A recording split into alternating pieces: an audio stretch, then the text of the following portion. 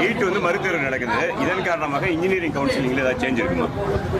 இல்லது நீட் மறுதேர்வு நடத்துறதுக்கு காரணம் மத்திய அரசனுடைய குளறுபடி தான் காரணம். மே மாதம் 3ஆம் தேதி அந்த நீட் எக்ஸாமோட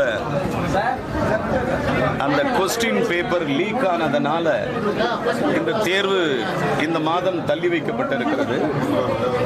அதனால இன்ஜினியரிங் காலேஜஸ் அட்மிஷன் தள்ளி வைக்க முடியுமான்னு நீங்க ஒரு கேள்வி கேட்குறீங்க.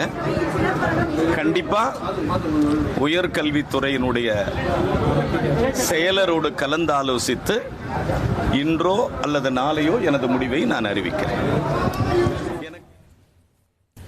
நீட் மறுதேர்வு காரணமா இன்ஜினியரிங்கோடைய கவுன்சிலிங் தள்ளி போகுமா என்ற கேள்விக்கு அமைச்சர் தற்போது விளக்கம் கொடுத்திருந்தார். இன்ஜினியரிங் கவுன்சிலிங் குறித்து உயர் அதிகாரிகளோட ஆலோசித்து முடிவு எடுக்கப்படும்னு அமைச்சர் விஸ்வநாதன் தெரிவித்த காட்சிகளை நாம பார்த்தோம்.